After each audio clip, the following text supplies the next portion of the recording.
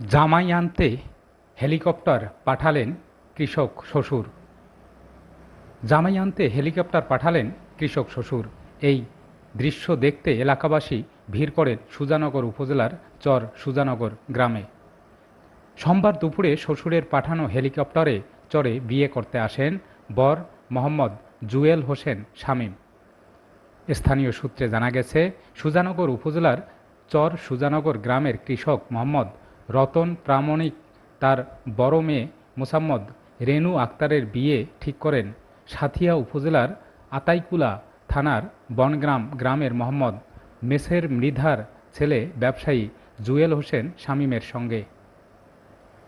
কনের চাচা ইসমাইল হোসেন প্রামাণিক জানান, ভাইয়ের ইচ্ছে তার আদরের বড় মেয়ের বরকে হেলিকপ্টারে করে নিজ বাড়িতে আনবেন।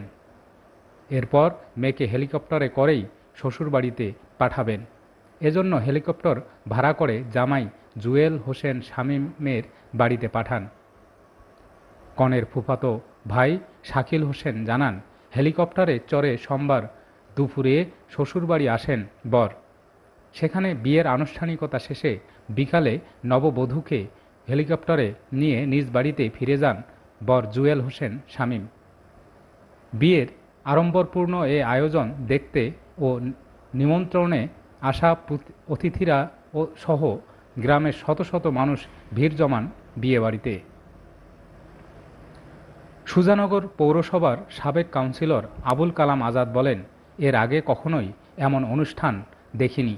হেলিকপ্টারে বরের আসা ও পরে নববধূকে নিয়ে যাওয়া দেখে এলাকার মানুষ খুব উচ্ছ্বসিত ও আনন্দিত।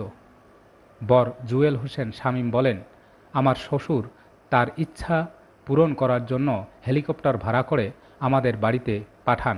সেই হেলিকপ্টারে চড়ে শ্বশুরবাড়ি এসে বিয়ে করে বউ নিয়ে ফিরে আসি।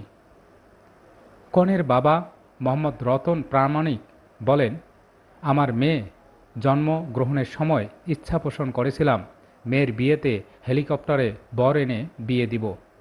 আবার মেয়েকে সেই হেলিকপ্টারে শ্বশুরবাড়ি পাঠাবো। সেই স্বপ্ন আমার পূরণ হলো। এখন আমি খুবই খুশি।